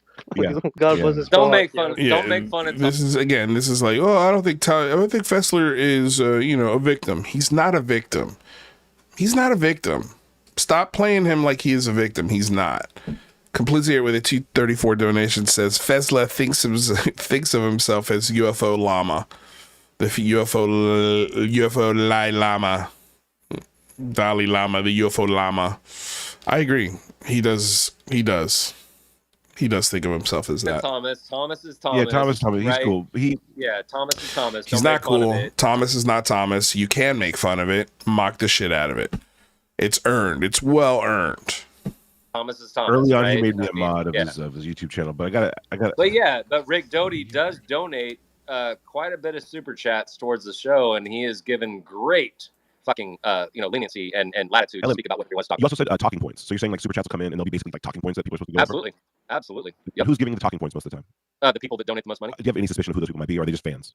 I just told you it's Rick Doty. Okay, but you said people, so there's gotta be more. Of course it is. Like, okay, so Linda Thompson donates a lot. Yeah, there's other people. So so like FaZe Will donates quite a bit. Andy donates from time to time, not that much, but Andy every now from and the then. podcast. No, just on the I'm just talking about the people that donate money, and then once it's recognized, they get their fair time of like 10 to 15 minutes of talking, and it changes. If they're fans of the show, I think that's great. I would not speak against fans of the show. You know what I mean? Loving the show and throwing. Everybody knows if you want to talk on Disclosure Tonight, donate money, and you will have your time. Everybody knows that. Okay, that's interesting. Let's see. Okay, tell us about. There's something you wanted to say that I don't think we've really gone through. This that you've been harping in on, and actually Stephen Greenstreet said he was interested in this aspect as the 6-month window and how people that information flow works in certain podcasts. Oh yeah, that's real shit. That's real deal. Lay out your thesis on that concisely. I mean, it's not a thesis. It's not a thesis. It was explained to me by Lue Elizondo in private chat that everything that you think is coming has already been pre-planned, and it's on a 6 to 7 month timeline. There's no thesis. That is what was said. And who is privy to this information from Lue, do you think? Your guess is as good as mine. Yeah, and we said this earlier, Lue, because you weren't here, I think, but you imagine, LM, that probably that UFO podcast might. Yeah, Archangel. I was speeding through it just so we could get to, I think, the more interesting parts here, where he again, we get a little bit more behind the scenes of what's going on. Might be run kind of similarly to the way it was, like in terms of Jennifer Elizondo and Lue Elizondo. No, I get it. Yeah, I understand. But I'm telling you exactly what I heard and what was said. It's on a 6 to 7 month timeline. So love it, hate it, leave it alone, accept it, doesn't matter. I've seen it come true when he called out Kirkpatrick and he said before the end of the year, and then in 6 months he was gone. So, I mean, I've seen it. You don't have to like it and you don't have to believe me. But what I'm telling you is that I do believe that they have. And I didn't make this up. You understand? I didn't pull this out of left field. He told me that there is a 6 to 7 month timeline lag of information that they're working on and how they reveal it to the public. But why would he tell you that, LM? Like he just trusted I you don't that know. much? I don't know why he told me Who told that. you that?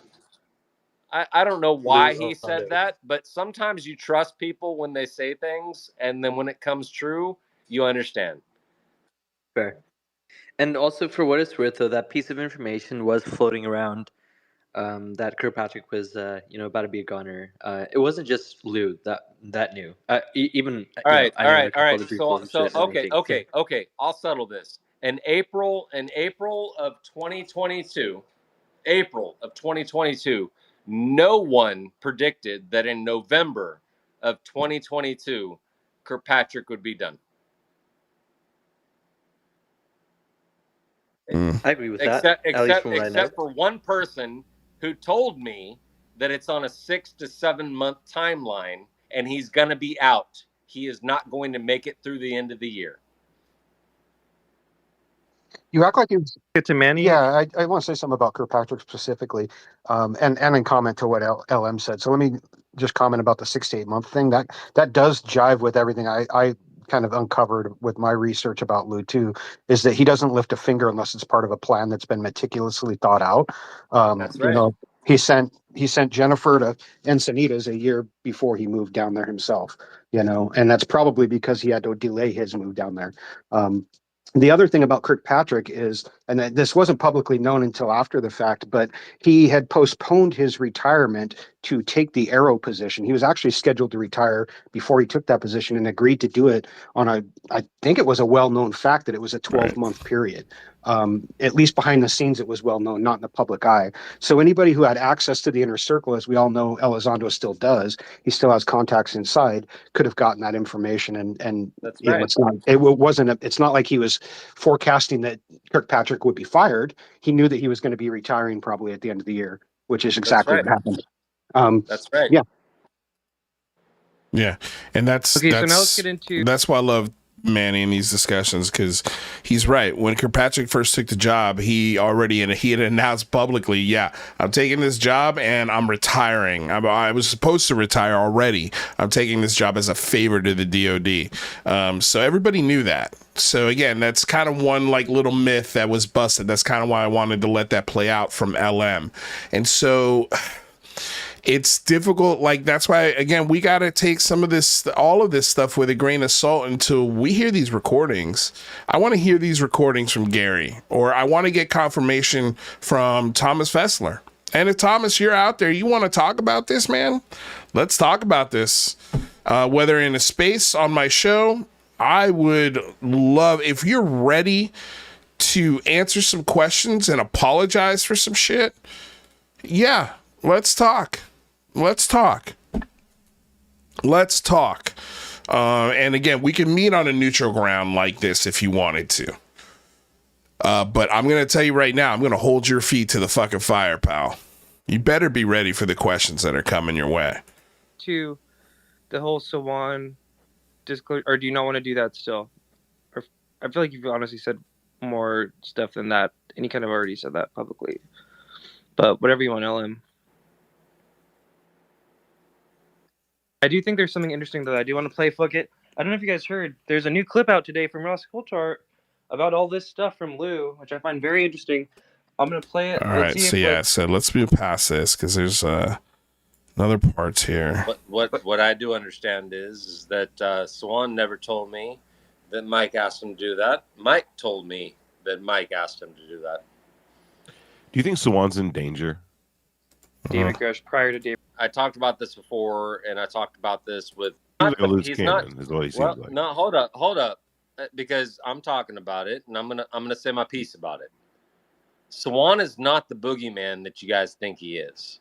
This is a guy who outed David Grush and was told to do it by this Mike UAP guy.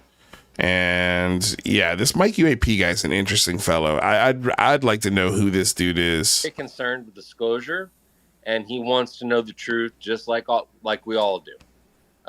He was a victim of someone that used him in a situation to try to leverage or disleverage information towards a specific person. And I'm not making excuses for him, but I am going to say this. I can't speak to what he posted on X. I'm not going to talk about that. But what I am going to say is this hatred towards Sawan needs to stop. No, it because doesn't. He was used the same way that I was. Again, this is a guy who's talk about vile shit said. Like, he's one of the worst. One of the worst. So again, it's weird that this guy is defending Sawan and Thomas Fessler, but throwing Gary and it sounds like in some spots Rob Heatherly under the bus. It's odd, dude. It's so odd. They're deathly terrified. Did you see? Remember, Tupa, before he did his little hostage letter, he did a tweet to you where he's like, "I'll never team up with you." Swan, Like, we never even saying Swan is not a bad person. They're afraid. Real quick, Ellen. They're afraid of whistleblowers. Swan. That's why they put that in there. And I get it. But I understand where this is going, and I understand how people get vilified without them talking about it. But I can speak to it in a little bit about it. And what I'm saying is that he's not what you think. No, I hear you. I think that's an important aspect of this. A lot of people are being manipulated. A lot of people are being manipulated, and a lot of these people, we've highlighted it many times, LM, they're at-risk people. Yeah, there is one human, one common person amongst all this. That's all that needs to be said, right? That's the point of all this. No, the issue that's going on is that there's a lot of people that are being manipulated to be further away from the truth than actually getting closer to the truth. That is what I understand is going on. It has to be by design. This is Right. no longer an accident. Right. Excuse me. And any one of us could fall victim to that in any moment. Nah. Instead of realizing that all of this nonsense is to protect a mystery that doesn't exist, they're going to keep chasing their tails. All of this deception, all of these lies, all of these inconsistencies, all of this psychopathic behavior, it's clear that it's protecting a mountain of mud. There's no truth behind any of the claims that these guys are making. None. And the reaction to the truth speaks volumes and verifies what I just said is fact. These reactions are not reactions to standing on truth. These are reactions that are petty, gross, disgusting, bottom feeder reactions. And the reason why they're that is because they don't have any facts to stand on. They're more than neck deep in mud. And that is their foundation. And yet you guys still can believe and hold on to this monicum of hope that this phenomenon is real. And I don't know how many times you have to be shown with examples exactly like what happened with Disclosure Tonight, what happened with our show, what happened with McGowan, what happened with Green Street, what happened with Greenwald, what happened to Clore, what happened to Klippenstein, what happened to anyone and everyone that dare question this. The response every time is not one of truth or that is backed by truth. So just think about that. Every time you go back to this faith shit, they're doing this to distract us from the truth. The truth is everything that's going on that's exotic is man-made, and they don't want you guys anywhere near it. And that would be the truth if it was alien. The truth is, if it's human made, they still don't want you near it. It works for both. No, honestly, like, I mean, like I think I'm a smart person and that I wouldn't be, got over that way or taken for that. But at the same time, I was, and I've admitted I it. think their I biggest was strength got over. here wasn't the sophistication, right, of the op.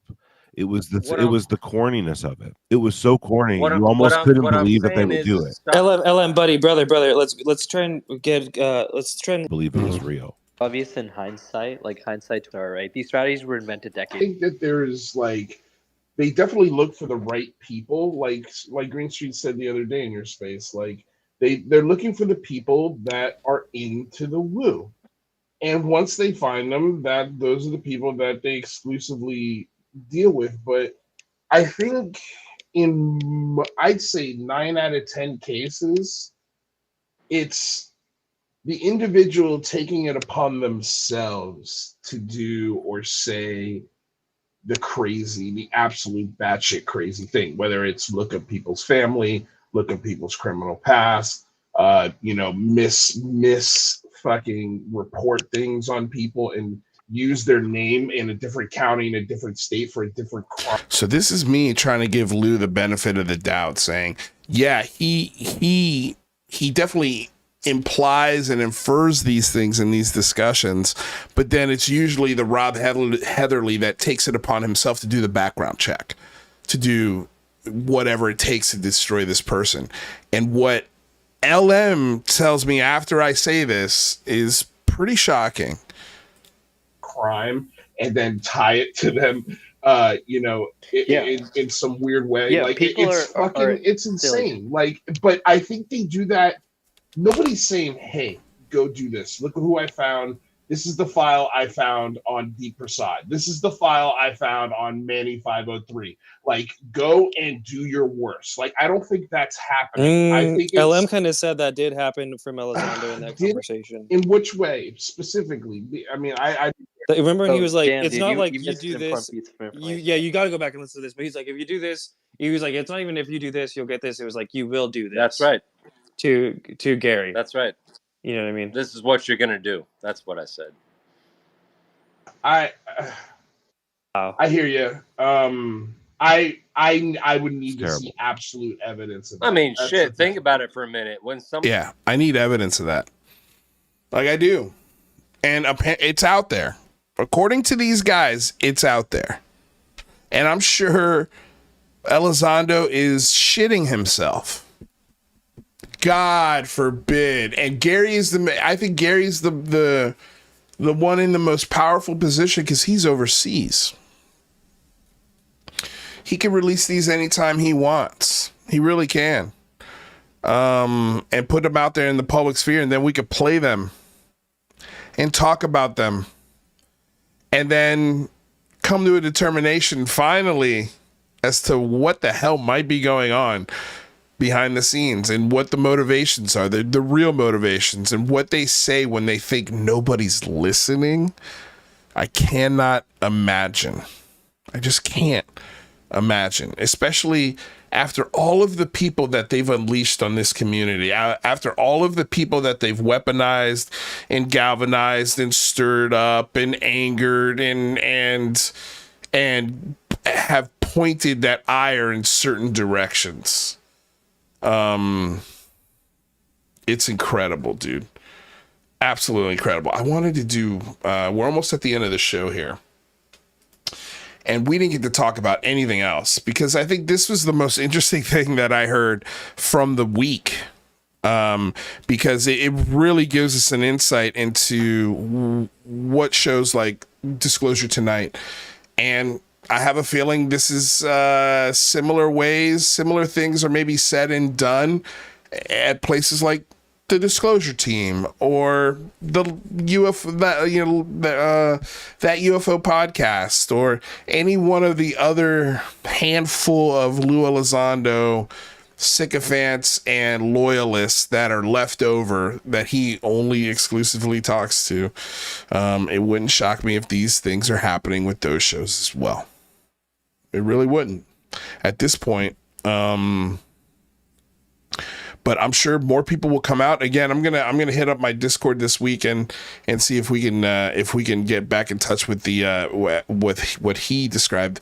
He was a producer as well of Disclosure Tonight, and he was a big fan of the show and used to be on the inside. And I'm sure he's got some stories too. So let's get the more the merrier. I think things once a domino like this falls, others start to fall with it. So, again, from that aspect, these conversations are valuable, and I agree, like, they should be had.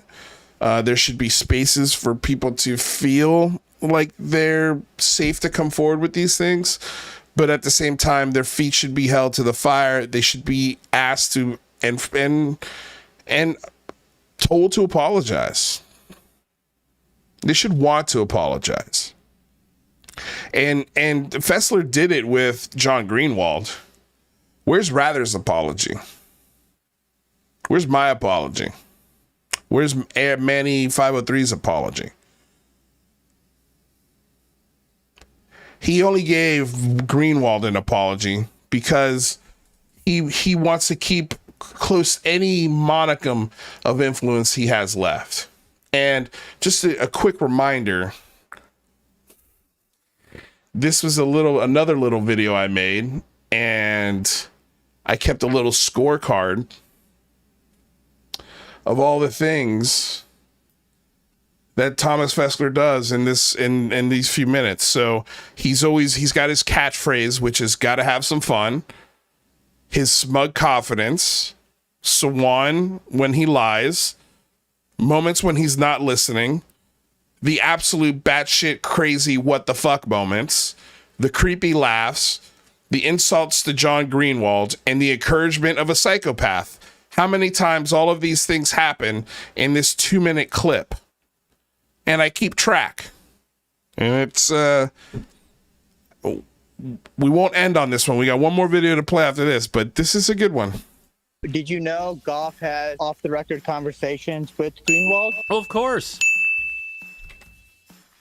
Goff and Greenwald go together pretty well. Greenwald kind of reminds me of those little green pellets you get from geese as they walk around and just destroy everything. The Greenwads. Speaking of geese, he reminds me of like the geese when they shit. It's green, right? That's what I just said. Like all the green shit. Oh. That's what. Hey, but anyway, you gotta have some fun. Oh, we're not being bullies. We're just having some fun here. You gotta have a fun time, my friends. You have to stop being so serious about stop being serious. And remember, what? This is one of my favorite Thomas Fessler show quotes. You gotta stop being serious about stop being serious. It's one of my favorites. You have to stop being so serious about stop being serious. You have to stop being so serious about stop being serious. And remember, but it's okay if people want to have some fun with it, have a little bit of comedy. That's what we try to do here, at least. On that note. A few moments later. On that note. Swan. F. Greenwald. He's a piece of green shit on the sidewalk. True to form, Swan. True to form. Yeah, that's okay. I'm not going to sugarcoat it, and I'm not going to be nice about it. He is a piece of shit. Hey, Swan, never change. Never, but you got to realize man. all the negative Nancy things that Greenwald has said against Lue Elizondo. They're calling Greenwald a piece of shit. They're spreading rumors about him owning an online sex shop. They are going ham behind the scenes and on Twitter. Not just this show. Who cares? Which gives us a dual fuck you going to John Greenwald for all the negative stuff that he said against Lue Elizondo so many times. So, John, you're not making any friends. You definitely have not made any friends here. So he's throwing shade at Grush, and he's making fun of Grush's conditions as well. He's making fun of Grush's conditions as well. No, he didn't. But look at Fessler. He sure did. He's a number. I just see him in a big diaper. We're going to have to talk to uplifting tweets about that. He's a fucking clown. But this is what we're going to end on, you guys. Cosmic Judas has a YouTube channel. I highly recommend checking it out. We're going to end on this. You guys have a wonderful weekend. Thank you all so damn much for being here. I truly appreciate it. Yeah, this show it doesn't exist without you guys. It truly doesn't. Don't forget, before you get out of here, smash that like button, hit the subscribe button, ring the bell. If you can join Patreon, awesome. Thank you all so damn much for all the super chats that you've sent in. Absolutely incredible today. Thank you, Matthew Rye, for becoming a 30-month member. That is insane. Thank you, dude. That's incredible. I can't appreciate it enough. Seriously. So yeah. Enjoy the rest of your weekend, guys. I end you on this. Something out of the sky came down, and all of a sudden they were touching me, and, I woke up and my butt hurts, right? What the hell was that? There's 4 fundamental forces, and so you have thrust, lift, drag, and weight. Suck, squeeze, bang, and blow. Thrust, lift, drag, and weight. What is that? What the hell is that? Okay, yeah. When I say the word paranormal, what do you think? Little beasties, little beasties. Okay. They're good. They're neutral, or they're bad. There's no data to suggest that. I just know that they're here. And could they be from outer space? Sure, they can be. From the hell what I think. Doesn't matter what I think. What matters what you think. This is a 2-dimensional representation of a 3-dimensional space. This isn't, a cover for something else. This is really about UFOs, and it looked kind of like that. Really, is just a little.